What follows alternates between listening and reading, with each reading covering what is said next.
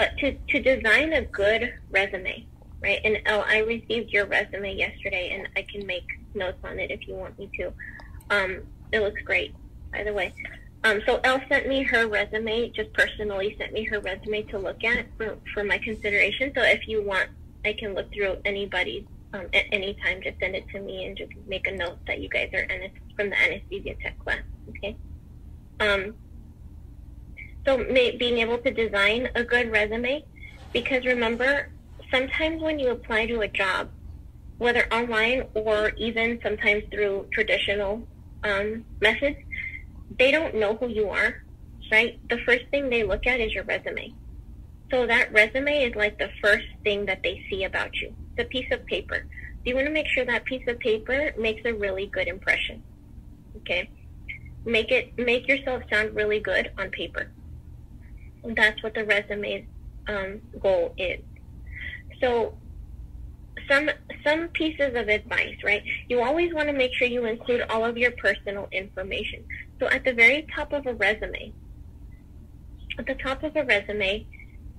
let me stop sharing this so I can find something online that I want to show you. First of all, let's see. Did I call on Tess? No, Tess, you're the last person I haven't called on. What kind of personal information would you put on your resume on top at the very beginning? Your phone number and your email, but sometimes you don't want to put your address because then they might not want to hire you if they see that you live far away. Yeah, exactly. So you want to include like a phone number, a way for them to communicate with you, right? Your full name, first of all. You want to include your full name. You want to make sure that you include methods of communication, like a phone number where they can reach you. A cell phone is the best because that way they can call you at any time and you can take a call even if you're not home. Also an email, if that might be the best way to communicate. So, for example, if you work and you want to be able to communicate with this person, but sometimes you can't take calls, an email is a good way. All right. So after personal information, and you want to make sure that your name stands out, right? Because when they're looking through a stack of resumes, your name should be one that stands out to them so that they can remember you, right? What would you put after your name? Anybody. This is not just for Tess, but anybody. I think I called on everybody who's here. Oh, so after. Oh. What was that, Emily? Yeah, that was it or you? Hey, Tess, yeah. I was just gonna say you could put like a list of like skills pertaining to your job set, like like for example, like I have my bachelor's in nutritional science, so I know how to use like skin fold calipers, so I could put that in there, or anything pertaining to my knowledge or experience. Exactly. So let me show you guys this. What you're talking about is really good because this is exactly what I wanted to show you. So look at this. See right here, healthcare skills to include. Do you guys see that part right there? So skills, like she's talking about that. So any extra skills that pertain to the job that you're applying to. This is one that they like to see a lot too, like administrative databases and software. So software that you're familiar with using, things like that. So a lot of times people think of computer software like you're familiar with PCs and Macs both, or Word, Excel, things like that, PowerPoint. But what about software having to do with healthcare, right? Make sure that you're including that because a lot of times they go, oh, you know how to use this, you know how to use that, that's great, we use that too. Or, oh, our system is very similar to the one that you've used before. So showing them that you've worked with specific type of software before, either as a volunteer or as an employee. So that's one thing you might think about. So if you're employed right now, if you're volunteering someplace, write down the name of the software that you're using so that you can include that in your resume, so that you can say, that you're familiar with the use of such and such software, okay? And then written and verbal communication, especially if you speak more than one language, and this also includes sign language, by the way, right? So if you speak more than one language, definitely include that in there. Things like that. So what else would you put? After skills, what else would you put? Your education. Your education, yes. Your education is a really good thing to put in there. Starting with what? The most Recent. Current. Yes, the most current thing. Okay, so you want to make sure that it's organized. Make sure your resume is organized in that order. That the most current education comes first. Because if you put something like, oh, well, I went to kindergarten, you know, that's the first thing they see. It's kind of silly, right? But what's the last thing that you did? What's the most current thing? And then go from there for whatever is applicable, right? Again, if you don't add your elementary school, but maybe just like the last certificate that you received, if you have a bachelor's, like Tess says, or anything like that, some of the most current and most applicable educational experiences. Also, you want to put your experience, right? That's one of the most important things that you can put in there. You guys agree with that? Because a lot of times, and this is just the basic kind of tip that I have, sometimes they'll bypass something. You might see that they require, for example, 2 years of, you know, as an example, 2 years of math classes, right? But if you say, well, I have about 1.5 years of math classes, but I do have 3 years experience as an accountant, for example, right? They would say, oh, really? And that might catch their attention. They might be able to look over the fact that you don't quite have the 2 years of education, but you do have the extra years of experience and so forth, okay? Those are things to add. Experiences also should be in that order in which, you know, the first one should be the most recent, and then you go from there, right? So, for example, let me just kind of give you an idea. So, in my resume, right, I would have the most recent clinical experience if I'm applying to a residency, for example, right, as a resident doctor. I would want my most recent clinical experience. So, let me ask you this: should I include the fact that I volunteered when I was 17? Yes, I would say, because it You shows think so? that, you know, you have quite Okay. a lot. Now here's another one. Well, should I include the fact that I worked at a summer camp when I was 17? There you go. Okay, so that's exactly what I'm looking for. So relevant experience, right? So if you volunteered, right, that's relevant to what you're applying for. But if you worked at a summer camp, is that really relevant to medical residency? No. So they don't want to see that extra stuff. It's a bunch of extra information that they have to look through and say, okay, is this person really, you know, worth looking at because they're talking to me about a summer camp, right? Okay. And then, of course, you want your references. You want at least 3 references, right? If not, well, not too many. Definitely don't give them a list of 10, for example. But anywhere between 3 and 5 is good. Okay, and make sure that those references are current and that those references are willing to answer the phone and say something about you. Okay, so don't just throw in people who you can think of off the top of your head that you worked with 10 years ago or something, but make sure that your references are current. Let's go back to, let's see, I even lost that. I wanted to show you the skills, but I forgot the competencies. Here we go. Any questions so far or comments that you guys want to add?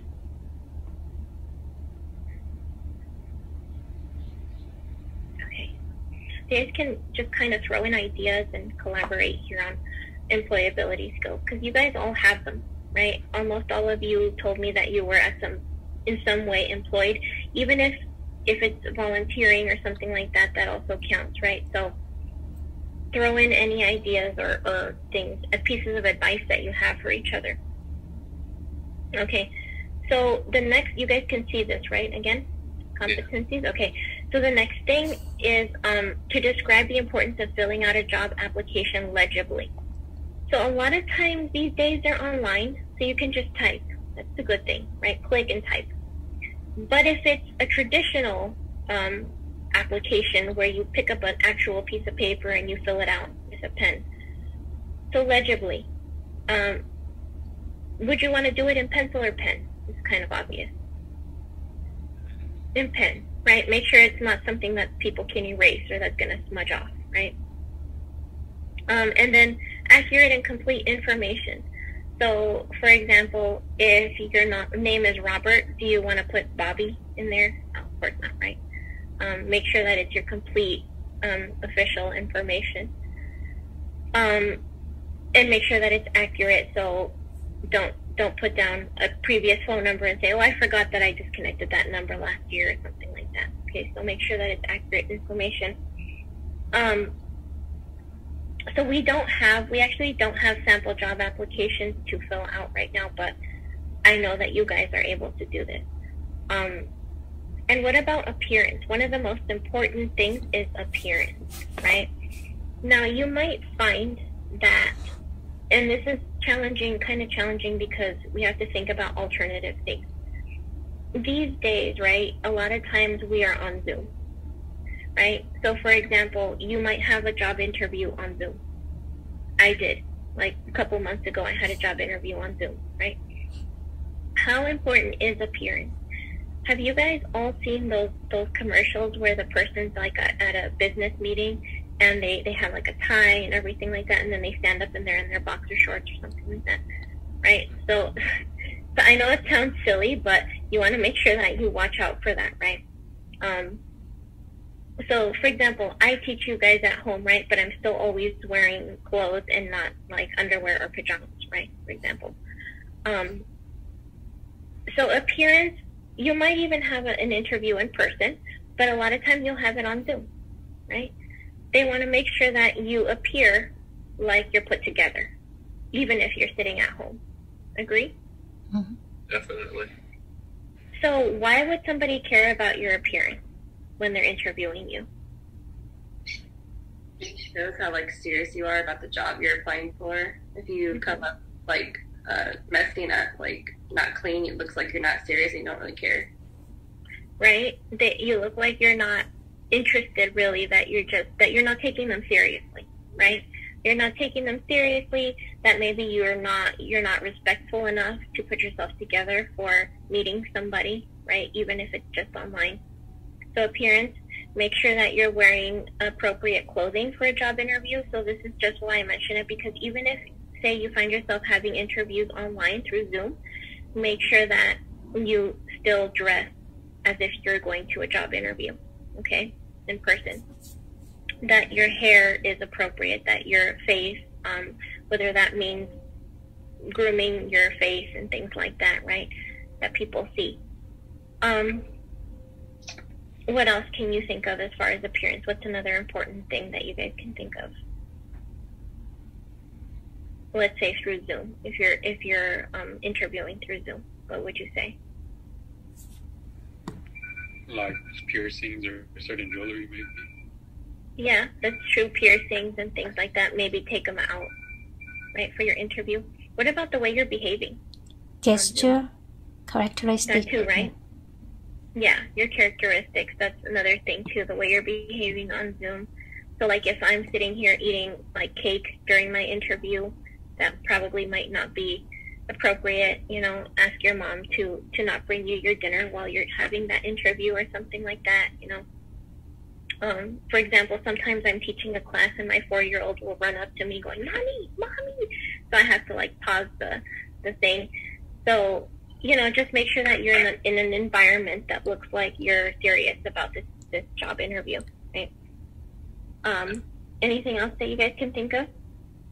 Just make sure you're in an adequate environment, like it's not too noisy. The background, I know there's like ways you could like put like a little background filter. That's good advice. Thank you for that, Arlie. Yeah, because you can actually change the background. If you don't like your background, you can change it, right? You can put an artificial background behind you, and that's perfectly valid. It just means that you're not really comfortable with the person seeing the background that you're in, and that's okay. Everybody respects that. Okay, so what about continuous upgrading of job skills? What does that mean to you? This is another really important one. What number is that? I'm sorry. This is number 9. Continuous upgrading of job skills.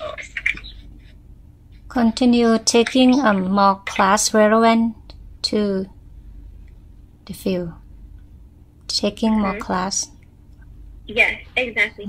Yes, exactly. So keeping up with the current, I guess, the current things about your job. For example, doing job training, doing professional development, staff development training, things like that. So one thing you want to do is mention that you're open for that, or that I guess that you currently do that. So let me give you just kind of an example of what I'm trying to say. When I had a job interview, they wanted to know if I'm keeping, because I'm not seeing patients right now. They know that I have an MD to my name, but then they say, how are you keeping current with healthcare if you're not physically seeing patients right now?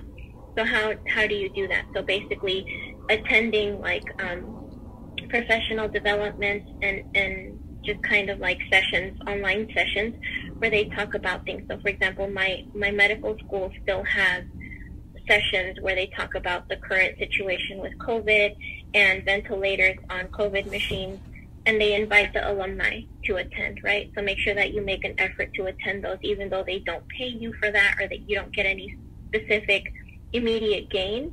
It still increases your job skills, right? And you're kept current on the information. Okay, so that type of thing is what we're trying to say.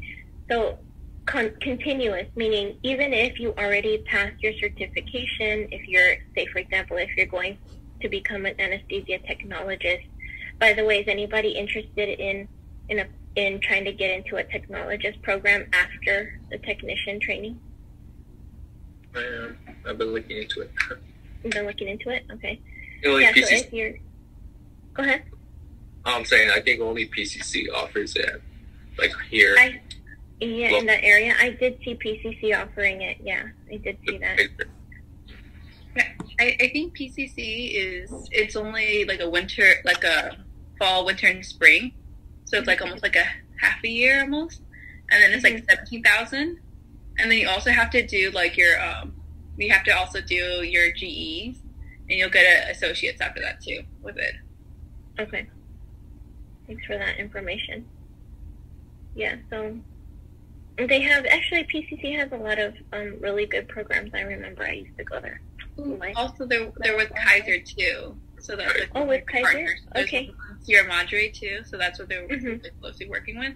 And I also know Kaiser, they're opening a school of medicine for anesthesiology right here on, I think it's on Green Street. Yes, it is on Green Street. Yes, it is on Green Street. I actually have an opening that I was thinking of applying to for teaching. Yeah. I really like teaching, and some people are like, when are you going to go get your residency and see patients? I'm like, yeah, I do, but I really like teaching. So, yeah, so all of those schools are connected to certain things, right? Like just kind of like this school is connected to the USC County Hospital. So I guess, there's a Kaiser school, and of course they're connected to the Kaiser hospitals and things like that. So, yeah, so continuous upgrading of job skills. So continue to learn on the job, right? Continue to learn more about the things, your job duties that you do. That way you're up to date all the time. And that's something that you want to brag about, right? So make sure that when you're being interviewed or something like that, if you attend any sort of conference, talk about that too. You can say, I recently attended a professional development session on this, or a couple months ago I attended the conference on such and such. So if you do have any of that experience, make sure that you brag about it, because they like to hear that. That also shows that you're more serious about your job, okay, more interested. And then here's a good one, number 10. Look at that one. Describe customer service as a method of building permanent relationships between the organization and the customer. Well, we're talking about healthcare. Let's see. Who is the customer? I know I skipped your break, and that's because I want to end early today. So who is the customer, by the way? The patient. Yes, the patients are the customers, right? So why is it important? Why is customer service important? To make sure they feel comfortable with our care. Mm-hmm. Make sure that they feel comfortable with the care. I mean, if they don't feel comfortable, they can always, go and tell people it was horrible. I had a horrible experience. I felt afraid. I felt like they didn't know what they were doing and such, right? So can this help to build permanent relationships between the organization being your place of employment, and the customer? What do you think? Definitely. Mm-hmm. Because they'll keep wanting. Go ahead, Tess. I was gonna say it'll build your own like Sorry, I can't say it. You know what I'm saying? Yeah. So they'll want to keep coming back to you, right? Yeah. There you go. Mhm. So they're gonna want to keep coming back to you because they have that really good experience. So you could be building lifelong permanent relationships. They can even, tell friends about you guys and say you should really go to this place. For example, I personally like Kaiser, and I go to Kaiser. I've been going to Kaiser actually since I was born. But now that I'm an adult, I chose Kaiser, right? Because I had a good experience as a kid that I remember. And I actually referenced one of my friends. I referred one of my friends to my doctor, right? So now she goes to my doctor, and that's because I had a really good experience. That's a really good way to build permanent relationships and to get other customers to join as well. So now to sum it all up, when you're interviewing, right? We already talked about appearance. We talked about showing interest by being on time when you're interviewing, dressing appropriately, making yourself appear presentable and appropriate for the interview. What's another way that you can demonstrate appropriate techniques during an interview?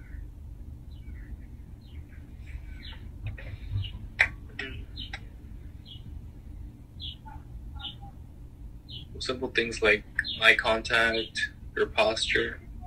Mm-hmm. Your posture is good, yes. I have very poor posture when I'm teaching you guys. I tend to slouch in my chair. So yes, your posture. As you guys are saying this, I'm correcting myself. Right? So your posture is really important, the way that you're sitting, the way that what you're doing, right? If you're over here texting while they're talking to you, imagine if you guys were talking and I'm just sitting like this, So even though you're home, make sure that you're setting up a setting that looks like you are in a professional setting. What's something else? Some more techniques. What about the tone in your voice? Telling your enunciation. Your enunciation? Yeah. Eye contact. The words that you use? Eye contact. Yes. It's a little bit hard. So it might look like I'm not looking at you guys, right? That's because I have the pictures of you guys all on my top right side. So it looks like I'm turning sideways, right? But if I look at my camera, notice the difference. I'm looking at the camera right now, but I can't see your faces when I do that. Only in my peripheral vision, right? But if I want to look at you guys, I have to go like this, right? So one of the things that I did, by the way, this is a good question. Can you see your own pictures as I'm sharing my screen right now? When you take out the share screen, yes, but when you have the sharing screen on, no. Okay. What if I share my desktop like this? Can you see you guys up in the top right corner? You can only see my desktop, right? Okay. All right, that's fine. So I wanted to show you that one of the things that I did during my job interview, because I was aware that if I keep looking at my interviewer, I would be looking up to the top right. So one of the things I did is I arranged it as a line at the top of my screen, and I moved everybody at the top like this. And now I can see all of you guys while looking this way. Does that look better when I do this? Yeah. See that? So that's the difference. I changed so that because I had 3 people interviewing me at the same time, I made their picture appear up at the top, which is where my camera is. Okay, so that's just a little bit of advice in case you find yourself in an online interview on Zoom. So techniques, eye contact, that Elle mentioned, yes, if you're in person, eye contact is super important. On the computer, it's a little bit more difficult, but still possible, right? And we're talking about enunciation, using appropriate words. So try to avoid slang, right? Speak as professional as you can. Any other tips for your peers that you guys have? If you're doing a Zoom interview, like make sure you have good internet connection. Mm-hmm. If you're doing a Zoom interview, try and make sure that you have the best possible internet connection. So maybe make sure nobody else in your house is doing anything major on the internet, right? Like streaming a video or something like that while you're doing that. What else? Anybody else have anything? Any other pieces of advice? You can play around with Zoom, right? You can play around with it on your own. Maybe start a Zoom session just between you and a friend and just say, okay, if I do this, if I do that, what does that look like? What does that sound like? Make sure your settings are to your liking. And see what you can see in your background if that's important to you, right? Okay, so anything else? Any other pieces of advice that you guys have? Also, like if you did a Zoom meeting with your friends and you created a name that was like unprofessional, make sure you change. Yeah. That's true. That is very true. Make sure that your name is the right one that you want up there. Sometimes that's a good one. For personal experience, I can tell you sometimes I have to attend meetings on my cell phone because my husband's working and I'm looking after the kids, right?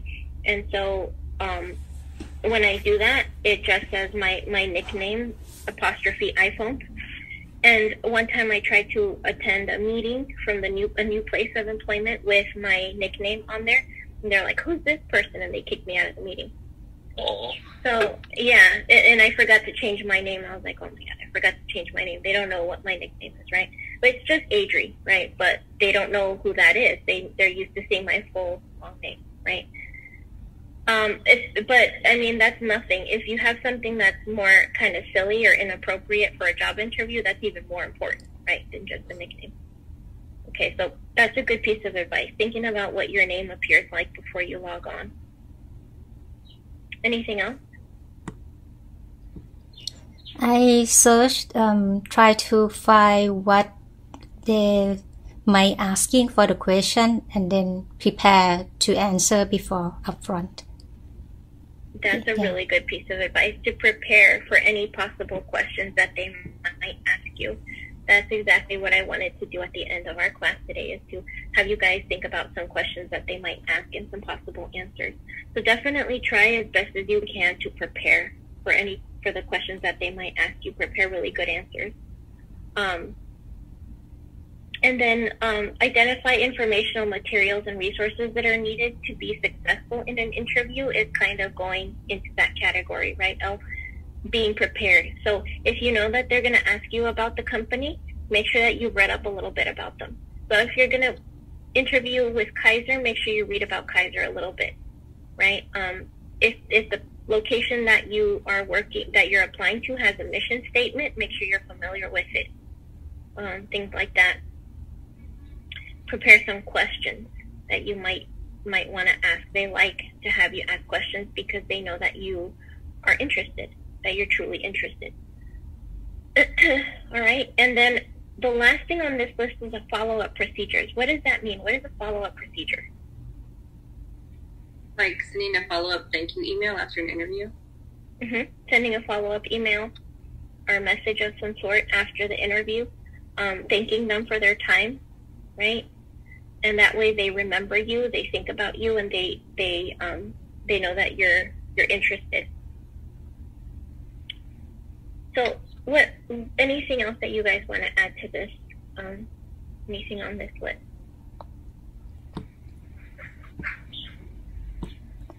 I wonder the BLS certification, should I add in the skill part? Yeah. You can add that in as under the skills. Yeah, that you're BLS certified, things like that. And then you can add that under. You go ahead, Elle. The education after we finish this class, we can add after the clinical that we complete the recent education. Definitely. After you finish this class, after you're done with the clinical experience, you can add this class under your education. Yeah. And then what she was saying before, you can also create a different category, which is certifications, right? If you have more than one certification, like BLS, CPR, and any other certification that you might have as it pertains to healthcare in general, you can add that under that category. So you can kind of cut it up. You can say skills. You can talk about the job skills that you have. For example, software knowledge, typing, things like that. A public relations experience, things like that.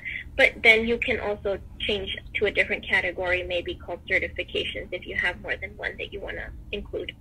Okay, so that's just an idea. So then let's jump to questions. What are some possible questions you would think that they would ask you? So we'll be done in about 10 minutes, by the way. So what are some possible questions that you can prepare for? What experience do you have?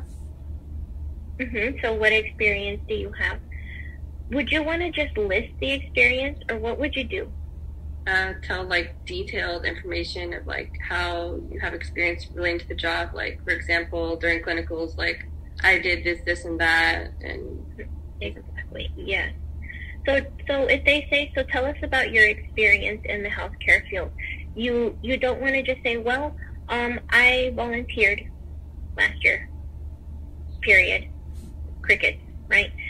You wanna talk to them about this. Okay, so you want to tell them that you volunteered for 6 months in the trauma center, for example.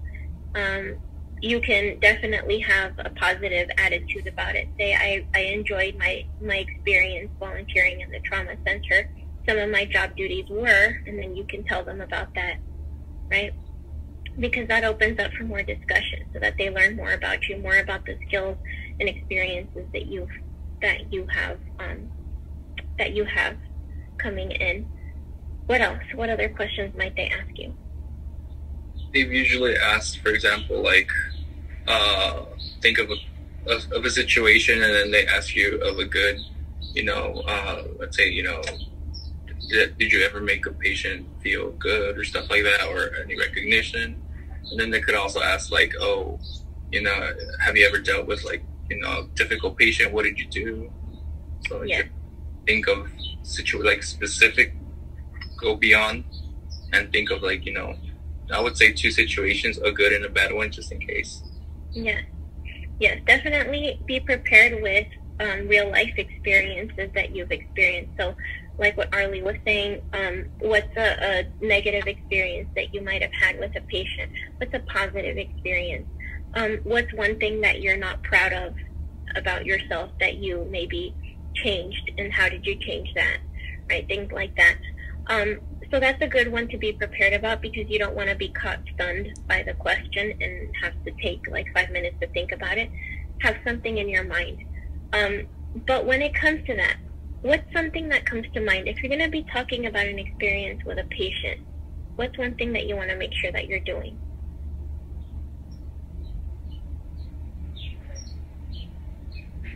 Does HIPAA come to mind when you're thinking of that? Yeah. Make sure that you demonstrate that you know about HIPAA, that you know that you're not supposed to be disclosing personal information, so you can talk about the experience. So make sure you're not naming names or talking too much about the patient personally, right? You might say, I had a patient. For example, me, I love to talk about a patient that I had when I was doing a clinical rotation through the emergency room. I'll tell you guys this story. They ran out of attending physicians, and so me, as a 4th year medical student, they said, take patients. We don't have anybody. Just go for it. Just take the patient. So of course I was nervous. I'm thinking, oh my God, here I go playing doctor, and I'm still 4th year medical student, right? I get a patient who swears that she needs a CT scan because she swears she has a brain tumor, right? and she just had a CT scan a week ago, but she likes to come into the ER complaining about headaches and saying that she has a brain tumor. So when we informed her that we would not be doing another CT scan because, of course, too much radiation to the patient, especially when it's not necessary. So when I explained that to her, she said to me that that she was going to die and haunt me for the rest of my life, right? So I like to tell that story because you definitely have patients like that try to fight you and argue with you, but you have to keep your calm the whole time, right? Even if they make you angry, make sure that you keep your calm. But I'm not telling you guys how old this patient was. I'm not telling you guys what this person's name was. I'm not telling you where she lived. I'm not telling you who she was friends with or what she looked like or any of that stuff, right? You can say patient.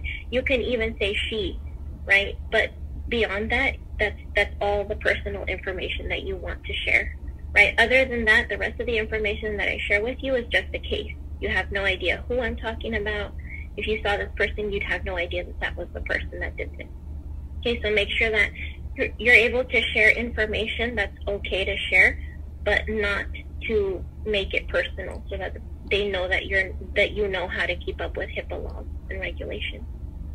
Okay, what else?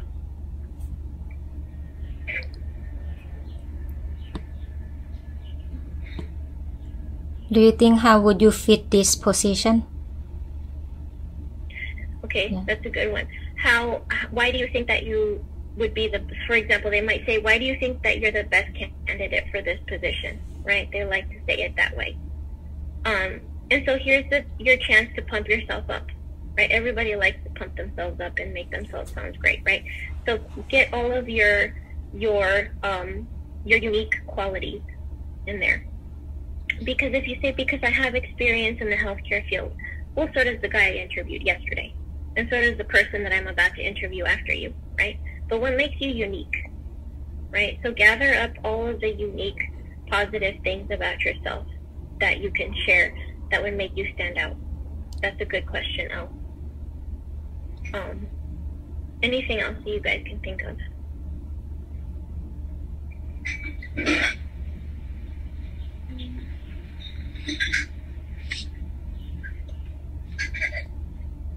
I think you mentioned this earlier, but sometimes they ask you, like, what are some, like, things that you want to prove that, you're not good at. I remember when I was younger, when they interviewed me, I was like, well, due to school, sometimes I called off a lot. But, as I'm approaching, finishing school, I hope that changes and that, there's no... But, they ask, they do ask you those kinds of questions sometimes. They do. They want you to talk about something that you're not too proud about, Right. Something that you're trying to change, right? So it could be something like, it could be something like I need to improve my communication skills or something like that, and I've been working on that. Tell them how you've been working on that. Things like that, So make sure it's not something too terrible that makes you sound like they really don't want to employ you.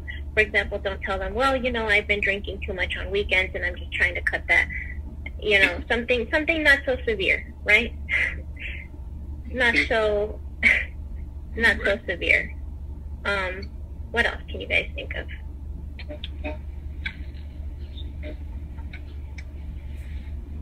They might ask you, like, how well you work with others. Mm-hmm. Definitely, as part of an anesthesia team, the whole teamwork thing. So you want to point that out yourself, even if they don't ask you. You want to talk about teamwork, and make yourself sound like you're a real team player, right?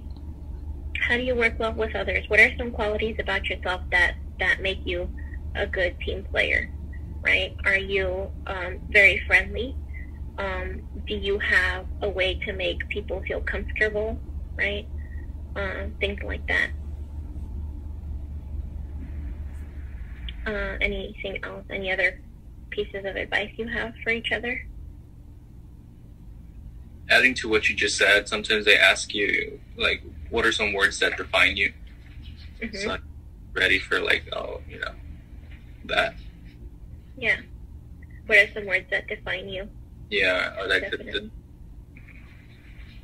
Yeah, so definitely don't go with a list of 20 words. Don't say, well, where do I start? I'm this, I'm this, I'm this. No, maybe pick 3, you know, we all love ourselves, right? But pick maybe 3 that are the best, that would stand out, right? Something that they might not be used to hearing, right? Sometimes they say, well, you know, I'm punctual, you know, this and that. And those are some words that they hear all the time, right? But what about if I said something? What if I'm applying for a job as a healthcare worker and they said, tell me 3 qualities about you.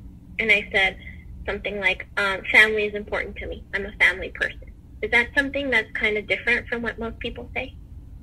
Yeah, right? So that would kind of stand out. But why do you think they might like that? They might say, well, this person is able to be compassionate towards the patients, right? They have you know, values or something like that. So try to pick something positive that's not something that everybody's going to say. That way it makes you stand out. Okay? It shows a little bit about your personality too. Any other pieces of advice you have for each other?